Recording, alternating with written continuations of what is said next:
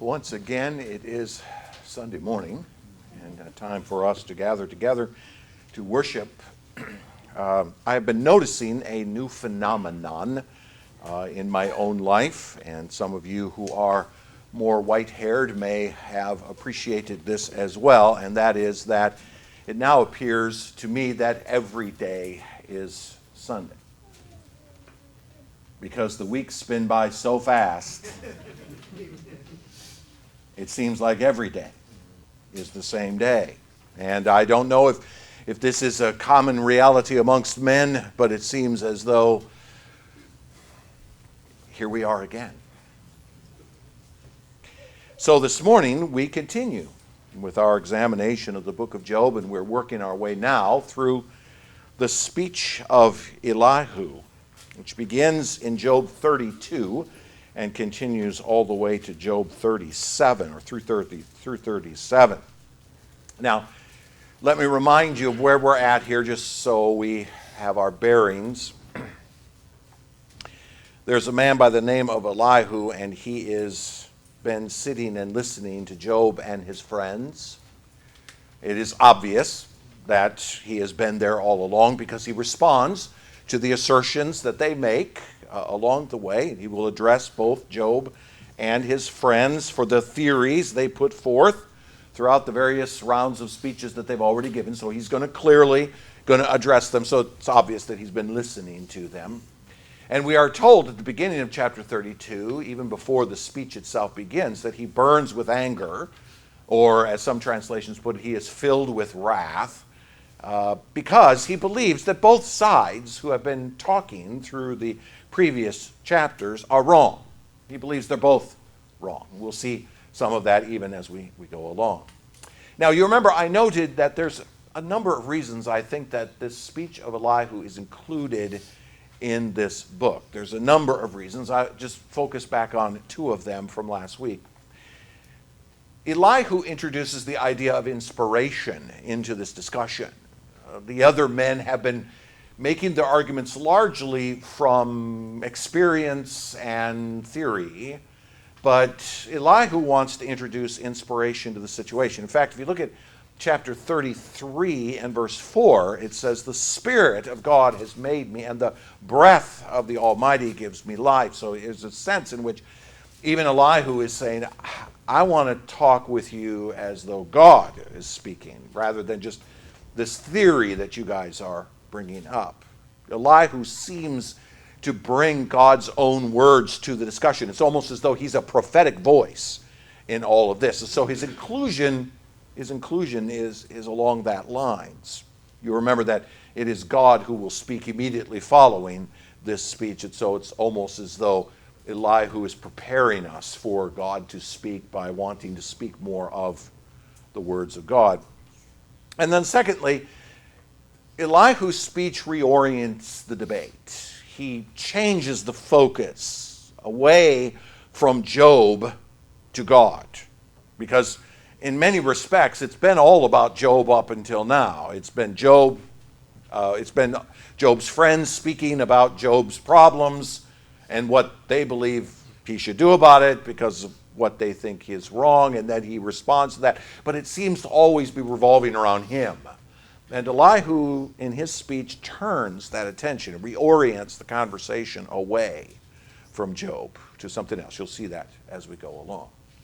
Now, even though Elihu is, in this book for these reasons, there are some issues that Elihu struggles with, even in the midst of all of this. He has the same limitations even that Job's friends do, right? I mean, Elihu doesn't know any more about what we read in chapters 1 and 2 about the heavenly council that caused all this to begin.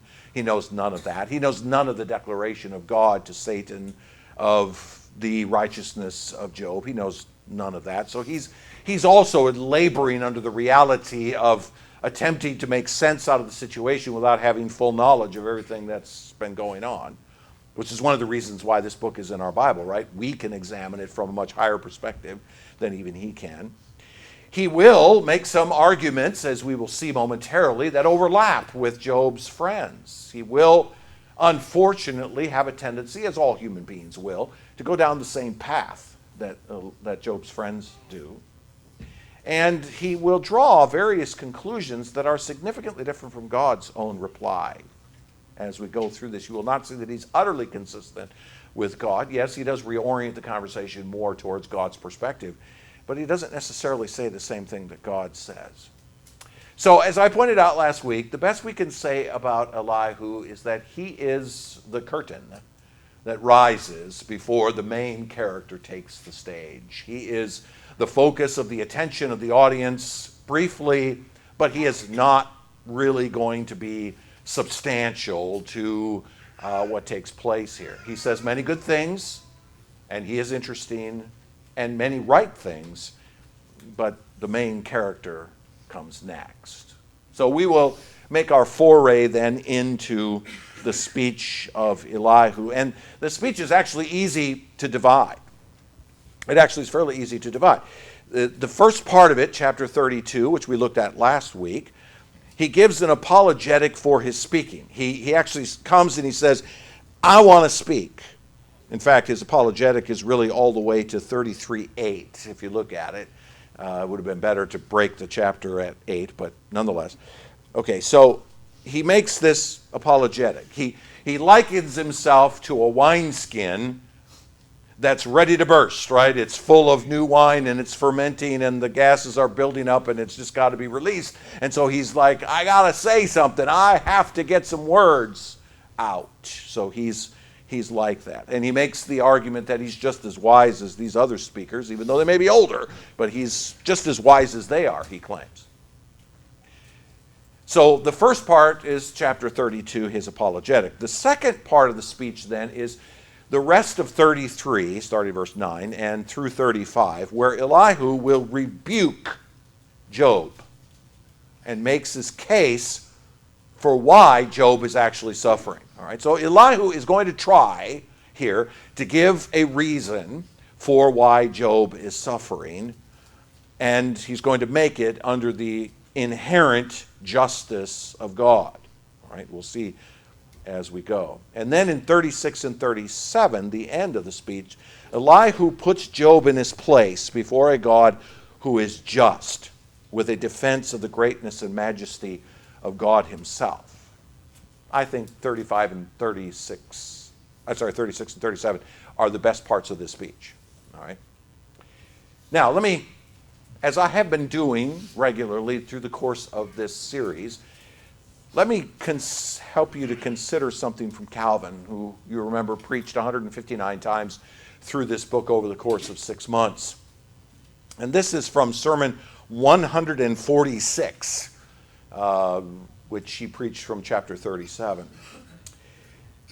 Elihu instructs us through Job to learn in our ignorance not to challenge God's wise judgment and deeds, because his judgments, his decrees, his deeds are far greater than we can grasp.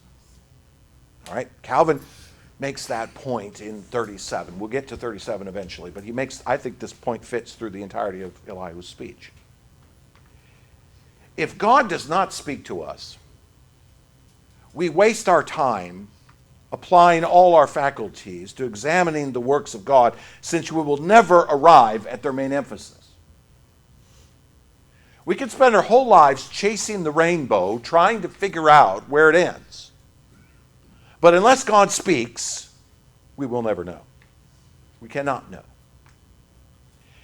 The reprobate man, if you think about it, the reprobate man, the man who's never been touched by the Spirit of God, he can never truly understand God nor his ways by definition.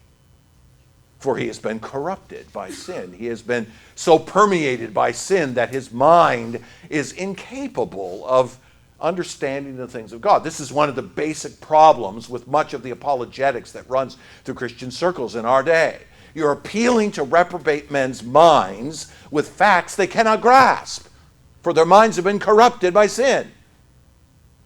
If we had the ability to understand perfectly, then we might get close to understanding the things of God. But we're not even close to that with our corrupted minds and hearts.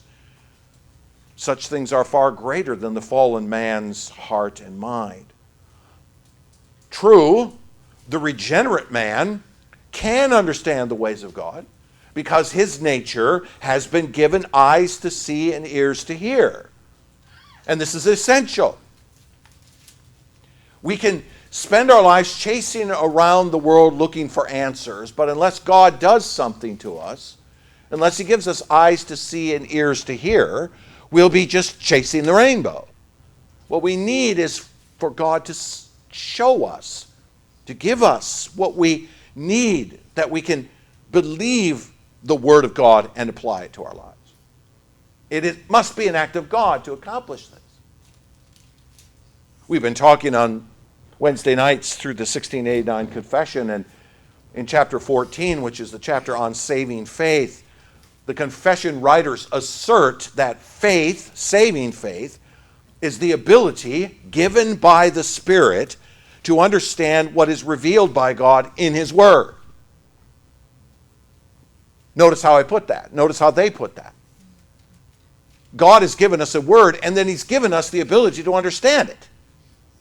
He can give us a word even, and if He doesn't give us eyes to understand it, it's all Greek to us, literally. So we need what God gives to us to understand what is revealed by God in His Word. More specifically, He gives us faith to see this Word and to believe the promises within it. And then to tremble at its threatenings, because it does threaten. It threatens us with judgment. It threatens us with danger of apostasy and things like that. It does make it clear that, yes, men can be judged by God. But in the end, God gives us eyes and ears to stake our eternal destiny on what's contained here. His Word. We're given eyes to see and ears to hear, which allow us to say, you know what? I have found the answer. I have found the promise of God, and I'm going to stake my eternal destiny on it. When the Scriptures say, all who call upon the name of the Lord will be saved, I'm going to stake my eternal destiny by calling on the name of the Lord, because that's what this says. But the only reason I can do that is because I've been given eyes to see and ears to hear. So Calvin's point is, we could spend our lives chasing down the works of God and the deeds of God in the world to try to get an answer to our problems, but unless the living God does a work in us to actually raise us from the dead and give us eyes to see and ears to hear, we're chasing a rainbow. Or, say it like this, those to whom God has given eyes to see have grave responsibility. See, the flip side of the coin is, if God has not given you eyes to see and ears to hear, then you cannot understand. But if He has, then you have the gravest of responsibilities to see with those eyes and to hear with those ears. Thus, Calvin suggests three things to consider from Elihu's speech. Number one, we, who have been given eyes to see and ears to hear, we must ponder the excellence and majesty which can be seen in all of God's works. We must ponder the excellence and majesty which can be seen in all of God's works. Now, all men do by definition. I mean, Paul's clear about that in Romans chapter 1. All men know that there is a God, because the evidence of a God is right in front of their eyes. All men know this. But for us, it is an imperative of life to see, to hear, to listen to what it is that God has revealed. And secondly, but inasmuch as we are ignorant and slow-witted, his words, ignorant and slow-witted, we must not give a passing glance at what God sets before us. We must be diligent to pursue what God has made known. We must be students of Him. We must be students of Him. Who is He? We must seek to understand His ways, His character, His nature, His glory, His majesty, His power, etc., etc. Him. Even as the writer of Hebrews in chapter 6 says, you ought to be mature by now, but you keep hanging around, working on the foundational stuff. Grow up. We must grow beyond that simplistic understanding. We must be students of Him. And most importantly, we must not trust our own intellect and think we have the ability to make good judgments. We must know that it is His Word that reveals what we are to understand. This is not a journey of self-exploration. Okay? This is not a journey of self-exploration. For many churchgoers it is. Have you noticed that? That for many, they go to the church because they want to learn more about themselves. No. No, the true church looks outside of itself because, again, principle number 1 stands. We struggle if God doesn't give us minds to see and hearts to see. Self-exploration leads us down into the abyss. No. We must be students of Him and turn our attention to Him on a journey of revelation. What is it that He's revealed? What can we learn? What has He said? Who is this God that we worship? We will spend, by the way, an eternity plumbing the depths of His character and never, ever come to the fullness of understanding who He is. That's how great our God is as compared to us. So the Christian life is a journey to grasp the wonder of God. Do you see that? Do you understand that? The Christian life is a journey to grasp the wonder of God. Here's how Calvin puts it, quote, "So let us be content to consider, that is to pursue, what we do not understand at the outset." Meaning, when we get started on this little journey. "And let us not be weary in that endeavor. If we've lived for a while in the world and are still learning and have not achieved that perfect, much coveted understanding," right, of all that God has revealed, "let us not lose courage, but let us pursue that endeavor. For we will make great progress if we learn in our lifetimes to sense the marvels contained in God's works." Unquote. The Christian life is a journey of understanding who this God truly is. Or, to say it more simply, it ain't about you. So Elihu, in this speech, will turn the attention of the men to God and His ways. All right?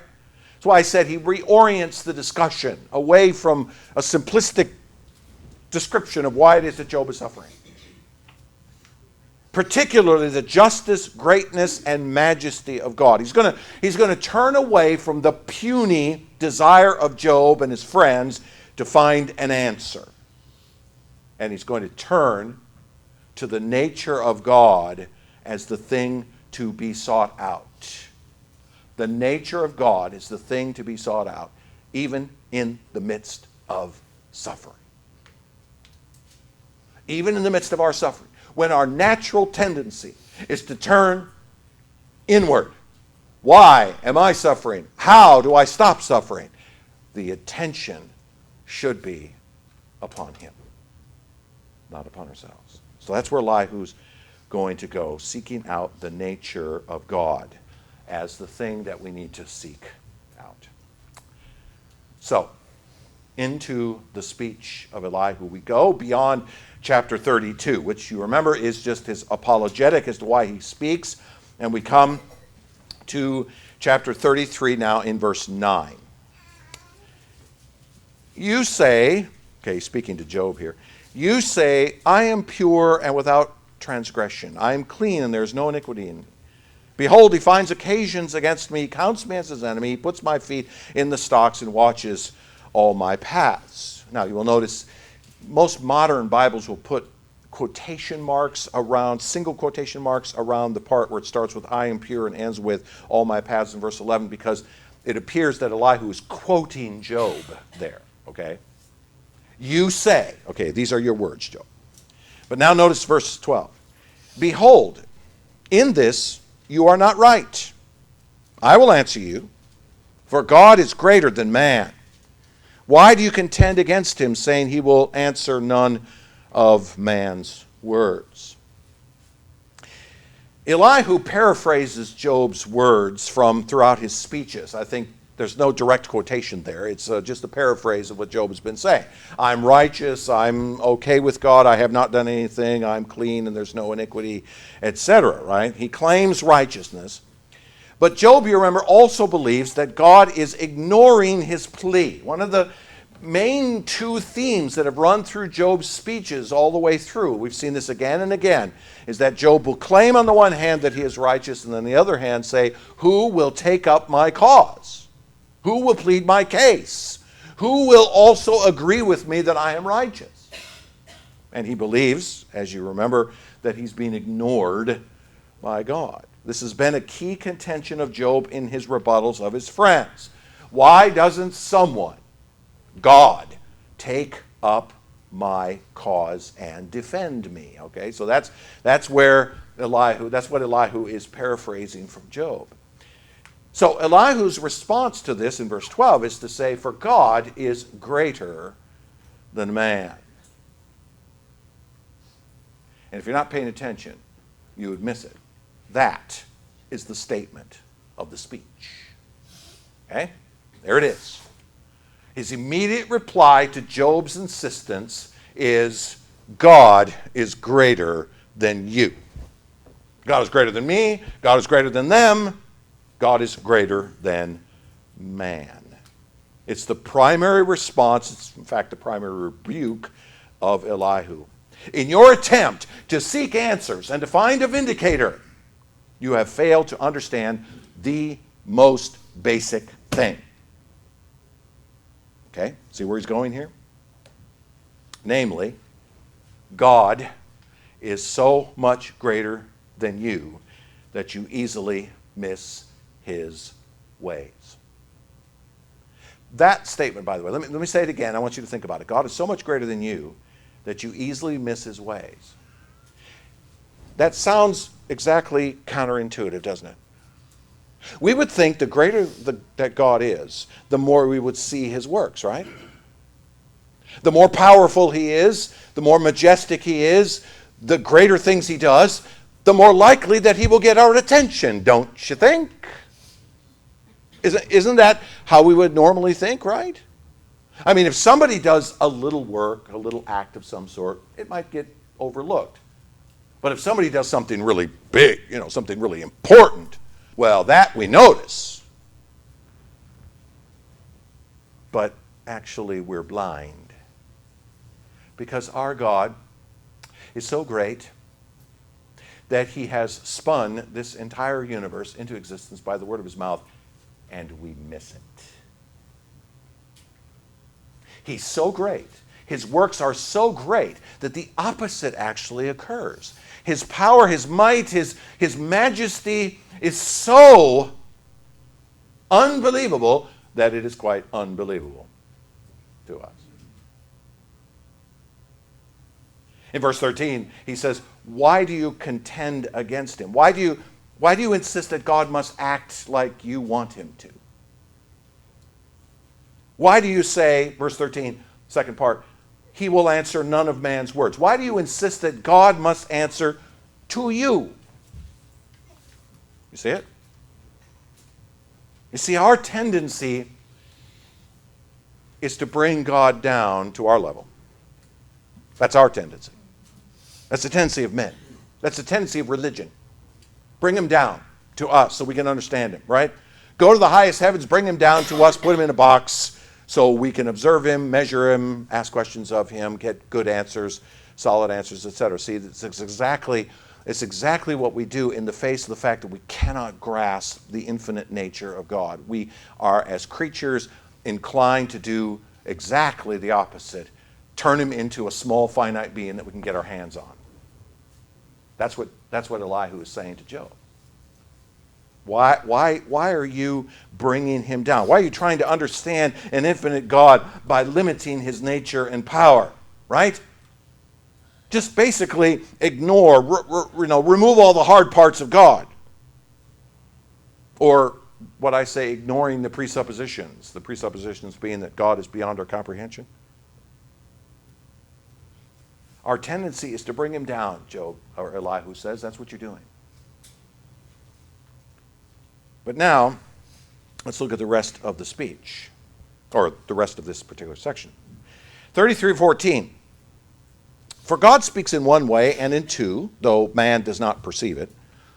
In a dream, in a vision of the night, when deep sleep falls on men while they slumber on their beds, then he opens the ears of men and terrifies them with warnings, that he may turn man aside from his deed and conceal pride from a man. He keeps back his soul from the pit, his life from perishing by the sword.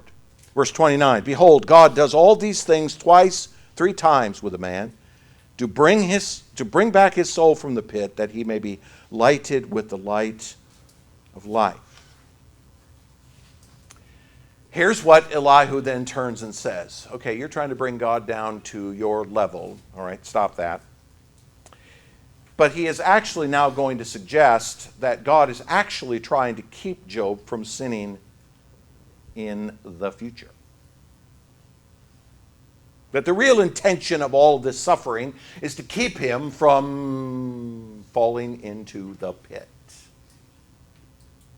See, verse 16, terrifies a man with warnings. Verse 17, that it may turn man aside from his deed. He keeps back his soul from the pit. Verses 18. You see it even in verse 22, 24, and 28. His soul draws near the pit, and his life to those who bring death. 24, and he's merciful to him and says, deliver him from going down into the pit. Verse 28, he has redeemed my soul from going down into the pit. See it over and over. There's an old rule of Bible study that says if you see the same word repeated multiple times in a section, it's the theme. All right, here we are. In verses 19 through 28, what Elihu is doing is he's painting a picture of a man who is given great physical suffering as his soul wanders near the pit. Verse 22. But a mediator, verse 23, is provided to deliver or protect him from going down into that pit. And so the man is restored. He prays to God, verse 26. He sees his face with a shout of joy, and he sings before men, in verse 27, of his redemption. In other words, maybe Job's suffering is actually a corrective to the direction of his whole life. In other words, a life that's leading towards fatal sin. That God is keeping Job from continuing on his current trajectory. So here's what Elijah does. He says, you keep thinking of God in such small terms, like your friends. Remember, we've said many times that Job's friends just treat God like a deity that needs to be appeased, right? A simple little statuary deity that you stick in the altar in the living room, and you go in there and you confess your sin to him. You have this tiny view of God. Stop that. God's bigger than that. What if God, instead, is actually trying to keep you from going somewhere that he knows you're going? And your life is leading you to the pit of destruction. In other words, God's work is actually a corrective to the direction of your whole life. That God is keeping you, O Job, from continuing on this current trajectory. Now, let's just pause for a moment and note something here. That sound familiar to you? It should. It should sound exactly like Eliphaz, Bildad, and Zophar. Because they said virtually the same thing, just in reverse. This assertion is very similar to his friends, whereas they blamed Job's trouble on past sins, which Job needed to go and confess and repent of. Elihu claims that God is speaking to Job to keep him from wandering into the pit in the future. Right? So Elihu's conclusion to his own words is, well, God is greater than that. You see, our God is also capable of keeping you from falling over in the pit sometime in the future. Maybe that's how you need to be thinking of God. As I said at the outset, Elihu continues to struggle with the same problems his friends do. He doesn't know any more than Eliphaz, Bildad, and Zophar do in regards to what took place at the beginning. Because you will notice that Elihu's conclusion is absolutely inconsistent with chapter 1, verses 1 to 5. And what did we discover in chapter 1, 1 to 5? We discovered in the earliest part of this book that Job was a man who was deeply conscientious about his own righteousness and about staying faithful to God, even to the point where when his kids decided to have a birthday party, he would go and offer a sacrifice afterwards to make sure that they didn't get smote by God for blaspheming the name of the Lord. In other words, Elihu does say true things, as we saw, but his conclusions also demonstrate that he's a man also trying to figure it out. He's not making the right conclusion either. Now, as I said, Elihu will reorient the conversation as he started even from the beginning. God is greater than you. But he immediately falls into the same old trap that everybody else does in this world. How do we understand this from a human perspective? Well, if he's not suffering, if you're not causing suffering for some past sin, maybe it's a future one. Again, putting God in the box. So what Elihu will do here in this reorienting the discussion, he's going to do something subtle here, which is part of the reason why this speech is so difficult to understand. He's going to reorient the conversation towards God, but he's going to focus our attention on attributes of God, but his conclusions in the end still don't come out right, all right? Which is why many commentators on the book of Job throw their hands up when it comes to 33 to 37. It's like, I don't know. All right, so we go into this with some fear and trepidation. All right, now listen to 34, 1 to 9. Let's go 2 to 9. Hear my words, you wise men, and give ear to me, you who know. For the ear tests words as the palate tastes food. Let us choose what is right. Let us know among ourselves what is good. For Job has said, I'm in the right, and God has taken away my right. In spite of my right, I'm counted a liar. My wound is incurable, though I am without transgression. Again, notice he's quoting Job there in verses 5 and 6. What man is like Job, who drinks up scoffing like water, who travels in company with evildoers and walks with wicked men? For he has said, it profits a man nothing that he should take delight in God. Again, he quotes him again in verse 9. So what he does here is he calls for wise men and men of understanding, 10, 16, and 24 will repeat the same words, to hear Elihu's disputation against Job, assuming that the wise and the knowledgeable will agree with him. Listen to me, O wise ones, you who have understanding, listen to me, and you will find that you will agree with me. Notice verse 34, men of understanding will say to me, and the wise man who hears me will say. In other words, they will agree with me.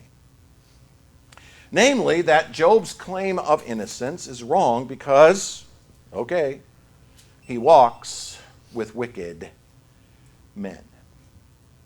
Now, look, if that ain't an act of suicide, I don't know what is. Because the wicked men are Zophar, Bildad, and Eliphaz, but must include Elihu as well. I don't think he sees that, by the way. Okay? He's calling for these wise men to take up his cause because his life is not, Elihu says, one of righteousness. His life is not one of righteousness, in spite of the evidence. And that Job's view of justice is flawed. Notice Verse 12, of a truth God will not do wickedly, and the Almighty will not pervert justice. The implication of the words being, Job, you've got the wrong idea of God's justice. You've misunderstood it. Okay? So he calls for wise men and knowledgeable men to come and listen to him. And here's what he now says about the justice of God. Verse 10. Therefore hear me, you men of understanding. Far be it from God that he should do wickedness, and from the Almighty that he should do wrong. For according to the work of a man, he will repay him, and according to his ways, he will make it befall him. Of a truth, God will not do wickedly, and the Almighty will not pervert justice. Who gave him charge over the earth, and who laid on him the whole world? Question mark. If he should set his heart to it and gather to himself his spirit and his breath, all flesh would perish together, and man would return to dust. Skip down to verse 21. For his eyes are on the ways of a man, and he sees all his steps. There is no gloom or deep darkness where evildoers may hide themselves. For God has no need to consider a man further, that he should go before God in judgment. He shatters the mighty without investigation, sets others in their place. Thus, knowing their works, he overturns them in the night, and they are crushed. He strikes them for their wickedness in a place for all to see, because they turned aside from following him, and they had no regard for any of his ways. Now, I'll stop there. What Elihu does here is he magnifies the justice of God as far greater than Job has truly grasped.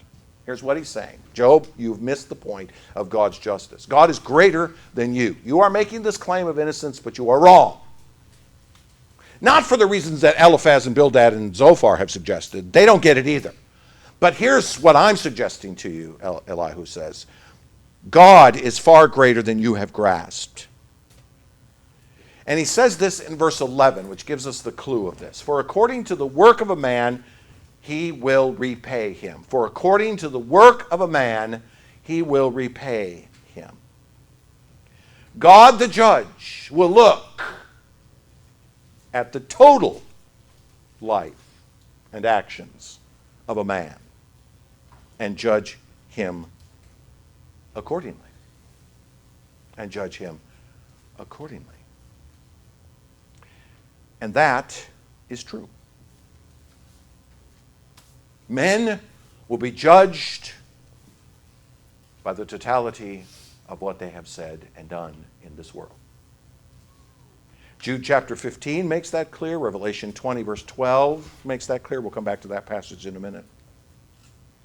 All men will stand before God and give an account everything they have ever said or done. For God knows everything that you have ever thought, said, or done.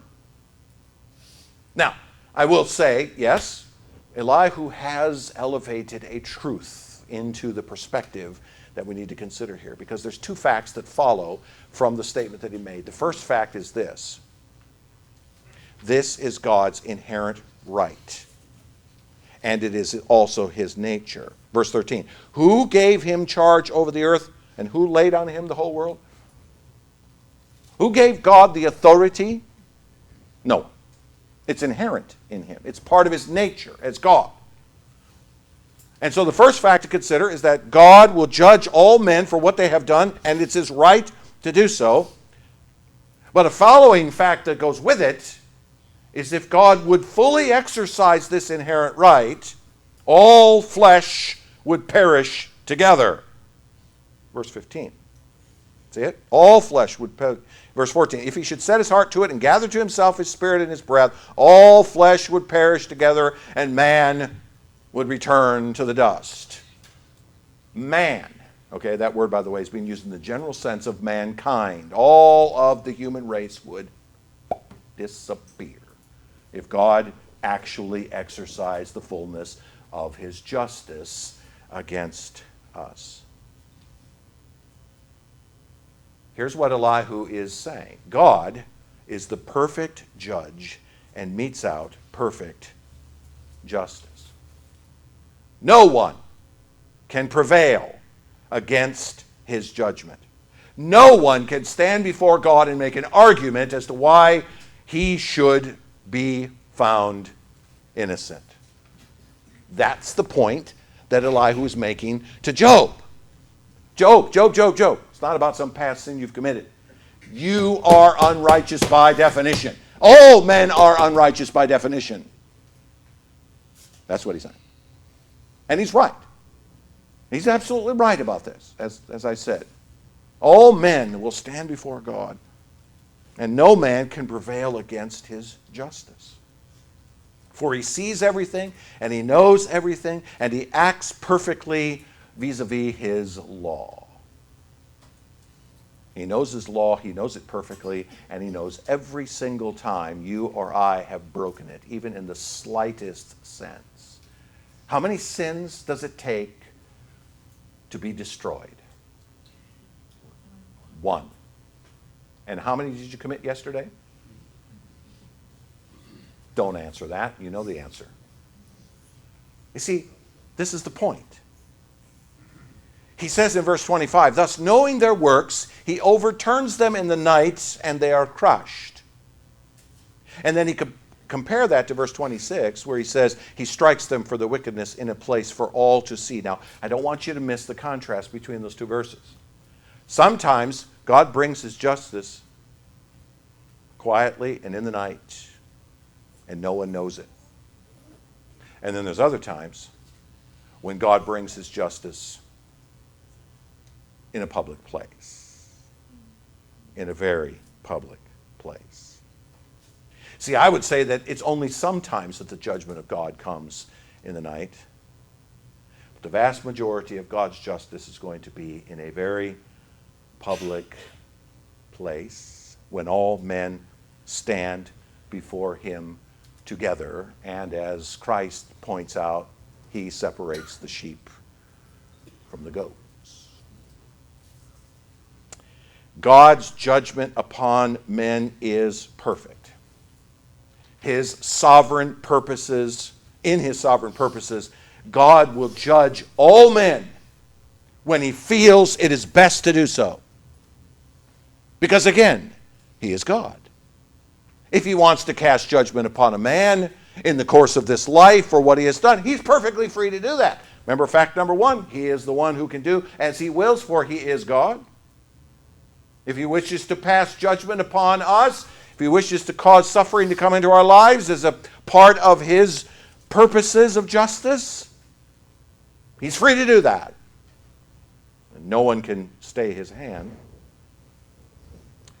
So God will do so when it's best to, sometimes in this life, but always at the judgment seat.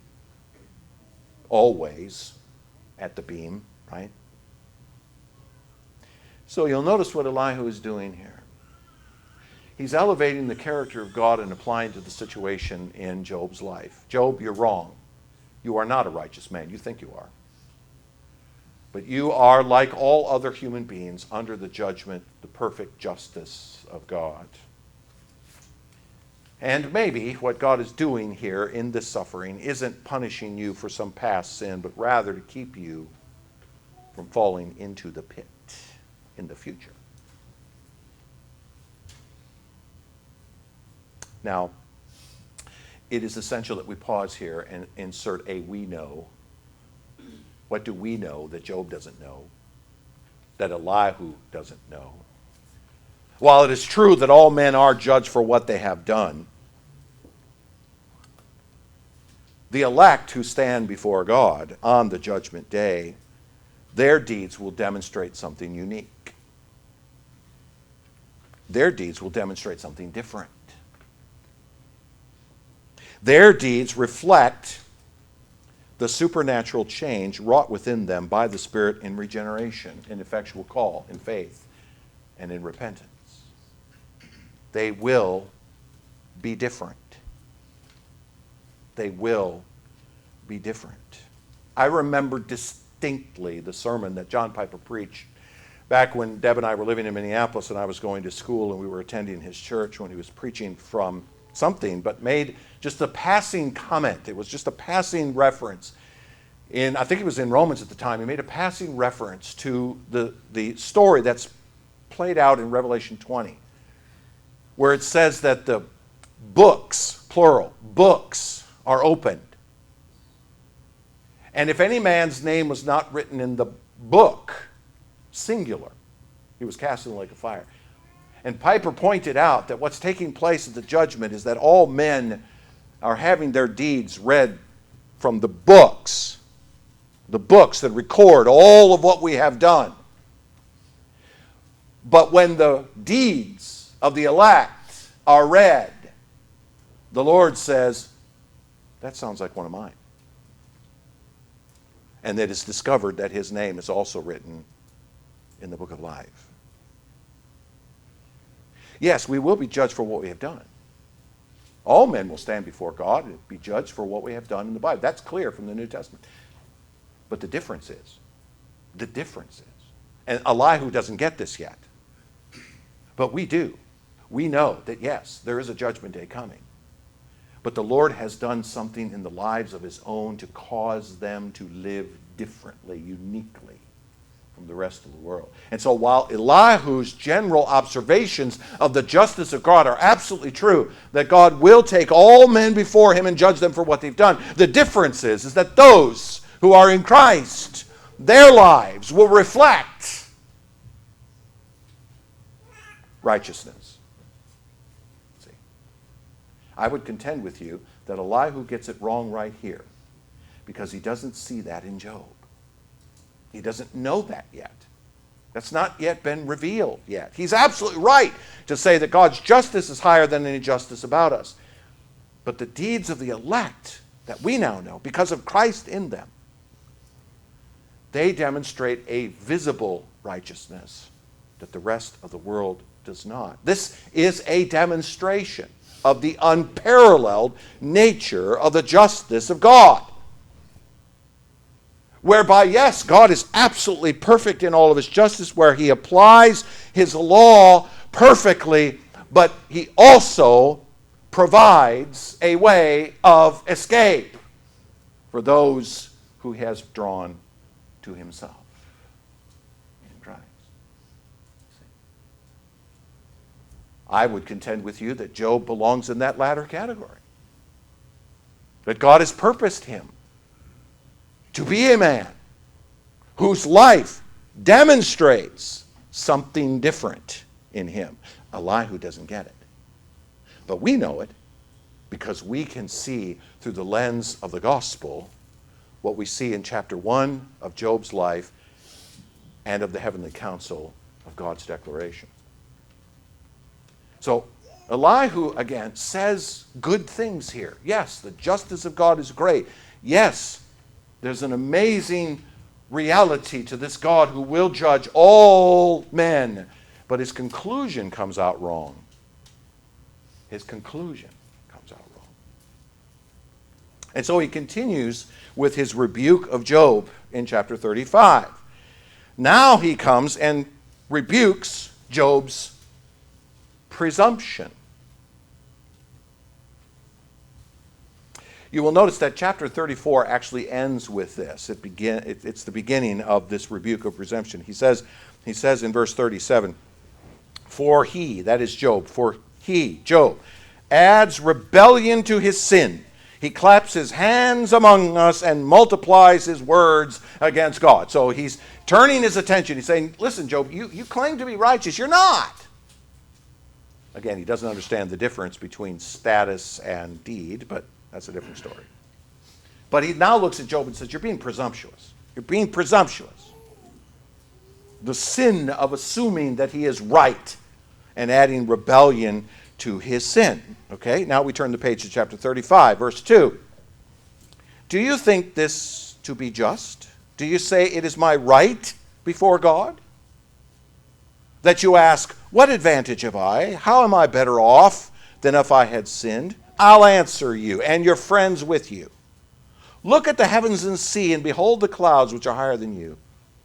If you have sinned, what do you accomplish against him? And if your transgressions are multiplied, what do you do to him? If you are righteous, what do you give to him? Or what does he receive from your hand? Your wickedness concerns a man like yourself, and your righteousness a son of man.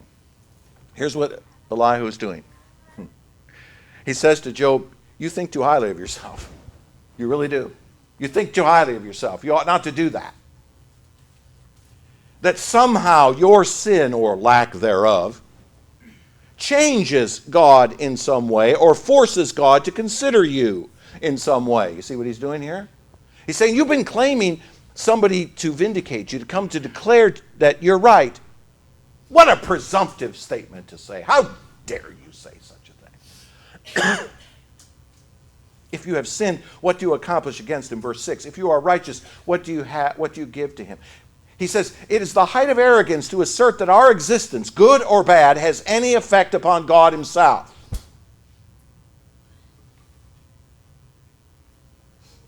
You think you are affecting God by the things that you do? Really? Seriously? Now, Elihu is right. Nothing we do affects the nature of God. God is immutable, right? Immutable. Put that word in your lexicon. God does not change. He is not changeable. He cannot be changed in any way. Our goodness doesn't make him more good. Our sinfulness doesn't make him less good. And certainly our wisdom doesn't make him more wise. I would put it like this, and I would say this to all of our synergistic friends out there. God is never obligated to us. Ever. Ever. If there's any part of your theology that says, if I do this, then God is obligated to do this, you have made a grave error in your theology. You've got to start over. No. God is not obligated to us in any way. He is free to do as he wills with whomever he wants. If he decides to cast my worthless soul into hell, that's his prerogative, and I don't have anything I can say against it. He is God. I am not. He can do as he wills. Get it? God is never, ever, ever obligated to us. Period. End of sentence.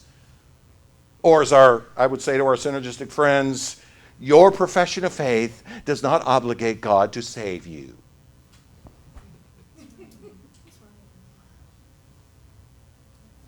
So Elihu is right in the sense that, yes, God is God and free to do as he wills. But God is wrong also here. Because the law of God is so tightly intertwined with his nature that any violation of his law is a violation of his character. That's where justice lies, by the way. It's in the reality that when we break the law of God, we're actually violating the very nature of God. Yes, God's not changed by what we are doing, but he is affected in the sense that you are breaking his very nature. He is violated when men trespass his law. Thus, his justice starts off by demanding the destruction of everything unholy. You see that? If God is perfectly just and holy and righteous, and nothing unholy can be in his presence, any sin, no matter how trivial it is a violation of the very nature of God, which means utter destruction. That's what we got to start with, by the way, when we're thinking about the nature of God. So, Elihu, in verses 9 to 14, suggests that God is not listening to him simply because of his pride. That's what he says. All of those, I won't read the verses.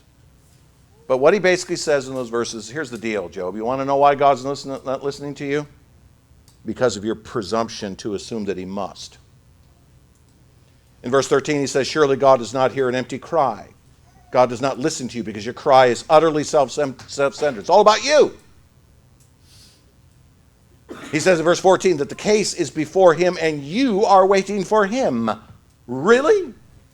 As though God answers to your call and you wait for him? No.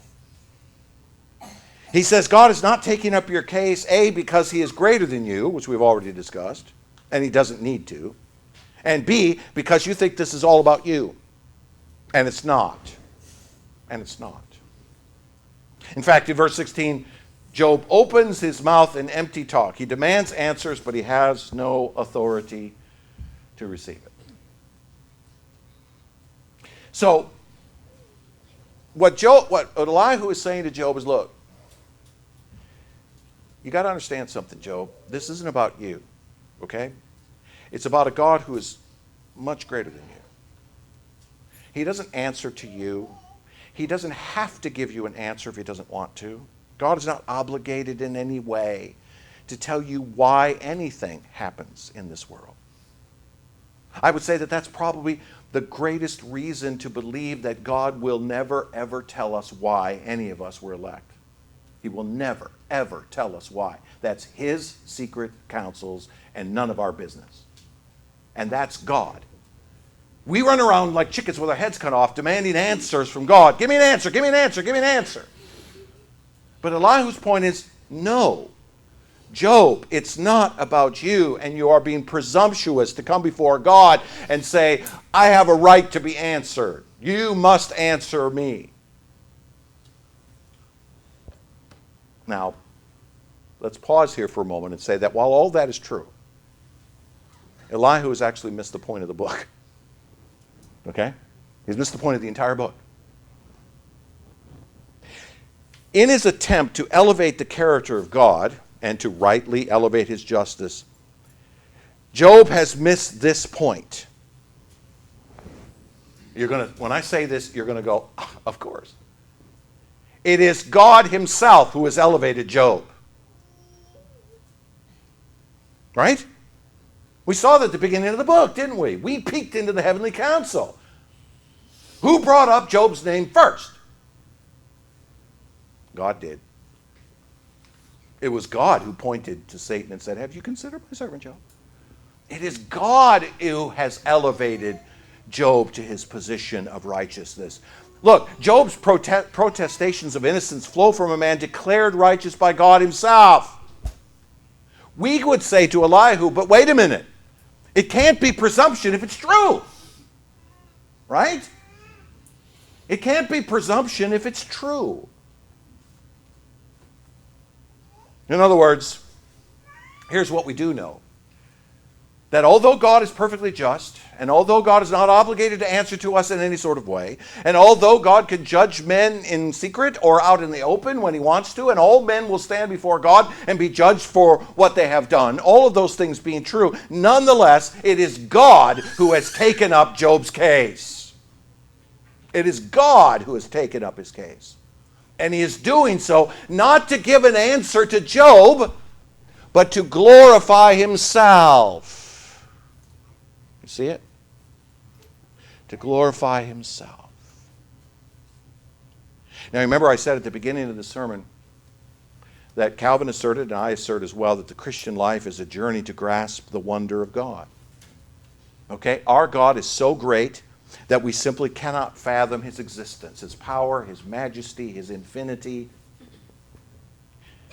Yet, and this again is what we know, that Job doesn't know, that Elihu doesn't know, and that is that God has condescended to make himself known to us. God has come in his word first, but primarily by entering into his own creation to speak to us as a man. God has taken up the case of a people that he knows by becoming one of them. And God's perfect justice is satisfied in that.